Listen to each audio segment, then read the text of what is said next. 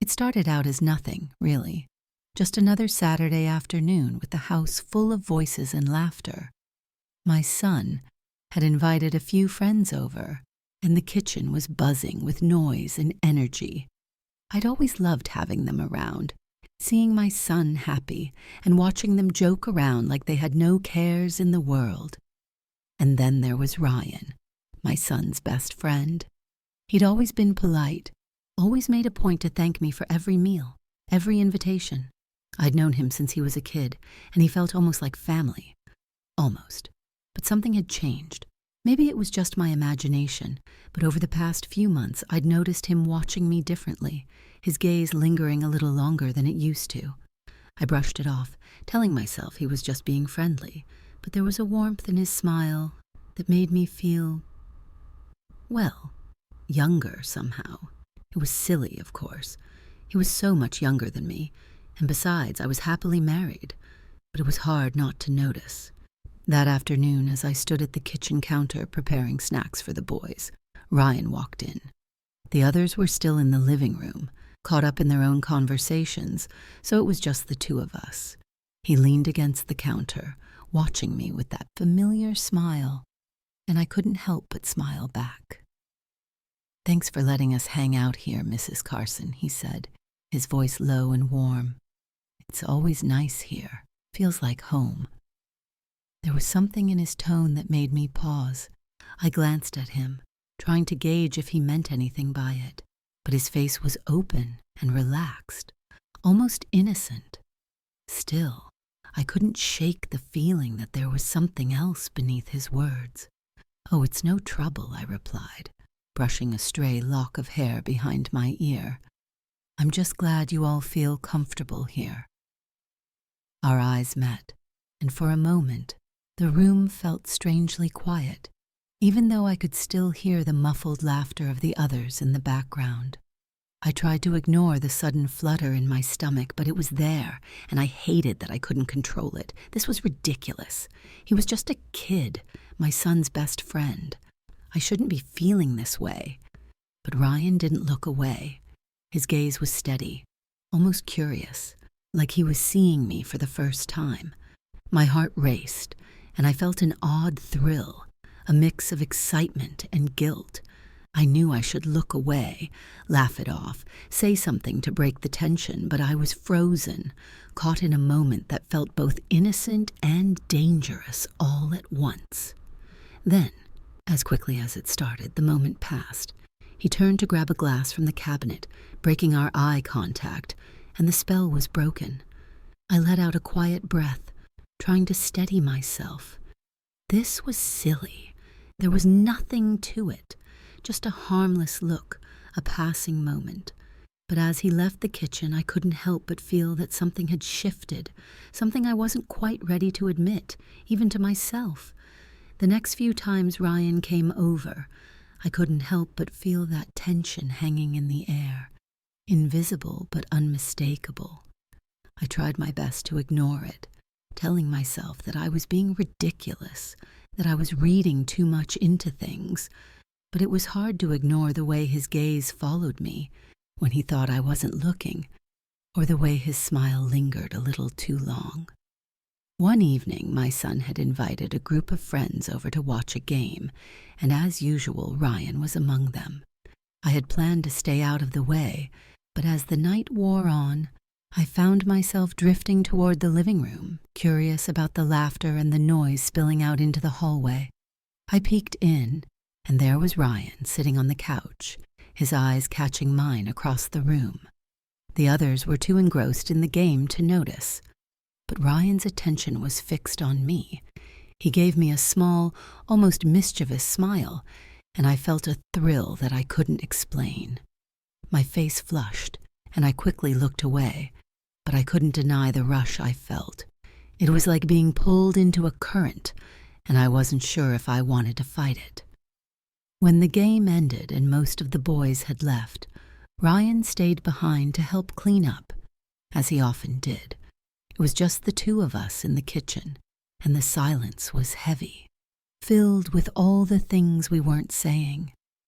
I felt his presence beside me, close enough that I could feel the warmth of his arm against mine, and my pulse quickened. It was so easy to forget the age gap, the roles we played. In that moment, he wasn't just my son's friend. He was someone who looked at me in a way that made me feel seen, wanted. "Thanks for helping, Ryan," I said, my voice coming out quieter than I intended. He glanced at me, and I could see the same mix of emotions in his eyes that I was feeling. Curiosity, confusion, maybe even a hint of longing.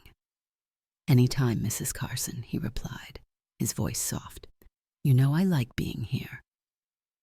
The words hung in the air, and I felt the pull between us again, stronger this time, harder to ignore. I wanted to say something to break the tension, to bring us back to the safety of small talk, but the words wouldn't come. My heart was racing, my breath catching in my throat, and all I could do was stand there, caught in the moment. Without thinking, I reached out, my hand brushing against his arm. It was a small gesture, innocent enough, but the electricity that shot through me was anything but innocent. He looked down at my hand, then back at me, and I saw the question in his eyes. He didn't move, didn't say anything, just waited, as if he was leaving the decision up to me. I knew I should pull away, that I should laugh it off and put an end to whatever this was. But I couldn't. I didn't want to. There was a part of me, a part I didn't recognize, that wanted to see where this would lead, that was drawn to the thrill of stepping over the line. But just as quickly as the thought came, I pushed it away, pulling my hand back and forcing a smile. "Well, I guess I should finish cleaning up," I said, trying to keep my voice steady. He nodded, his eyes still on me, as if he knew what I was feeling, even if I couldn't admit it myself. As he left, I felt a pang of regret, a sense of something unfinished, hanging in the air. I knew this couldn't happen, that it shouldn't happen, but that didn't stop me from wondering what it would feel like if I hadn't pulled away.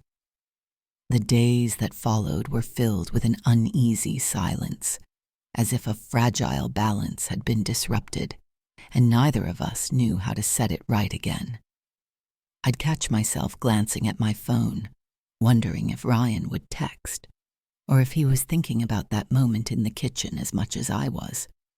But he didn't, and neither did I. We just went about our lives, pretending that nothing had changed. Then, one evening, my son had a late practice and wouldn't be home until much later.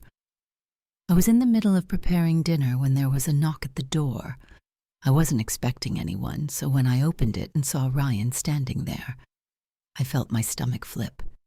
"Hey, Mrs. Carson," he said, looking a bit nervous. "I thought I'd swing by and see if you needed help with anything. I didn't have any plans tonight." It felt innocent enough, but there was something in his eyes that suggested he was just as unsure as I was. I should have turned him away, made some excuse, but instead I found myself stepping aside, letting him in. We ended up in the kitchen, just like before, talking as I chopped vegetables and stirred pots. At first, the conversation was light, safe, revolving around harmless topics like school and his plans for the summer. But as the evening went on, it started to feel like we were both dancing around something, avoiding the question neither of us wanted to ask. At one point, I reached for a bowl, and our hands brushed. It was such a small thing, but I felt a jolt, and when I looked up, I saw that he'd felt it too. We stood there, inches apart, and the air between us seemed to thicken, pulling us together like a magnet. I could see the conflict in his eyes, the same hesitation and curiosity that had been brewing in me. "Ryan?" I began, my voice barely above a whisper. I wanted to say something, to explain away whatever it was that had come between us, but I couldn't find the words. All I knew was that in that moment, he wasn't just my son's friend. He was someone who saw me, who made me feel alive in a way I hadn't felt in years. He didn't move, didn't pull away, and neither did I. We just stood there, caught in a moment that felt both impossible and inevitable. I could feel my heart pounding, and I knew that I was standing at a crossroads, that I could either step forward or walk away. But before I could make a choice, he spoke, his voice soft and filled with something I couldn't quite place. "I should go," he said, his gaze steady, but I could see the sadness in his eyes. "I don't want to mess things up." He turned and walked toward the door, and as he reached for the handle, I felt a pang of something I couldn't explain, a mix of relief and disappointment, knowing that he was doing what was right, even if it hurt. "Ryan!" I called after him, my voice shaky. He stopped looking back at me, and for a moment I thought about telling him to stay, about letting whatever this was unfold, but I couldn't bring myself to say the words. Instead, I just managed a faint smile, the kind you give someone when you're saying goodbye to something you can't have. "Take care of yourself," I said quietly, and he nodded, giving me one last look before he walked out the door. As the door closed behind him, I stood there in the silence, feeling the weight of everything that had almost happened, and everything that never would. It was over before it began, a moment suspended in time, and as much as it hurt, I knew it was for the best. Some things are meant to stay as an almost, memories that linger but never take root.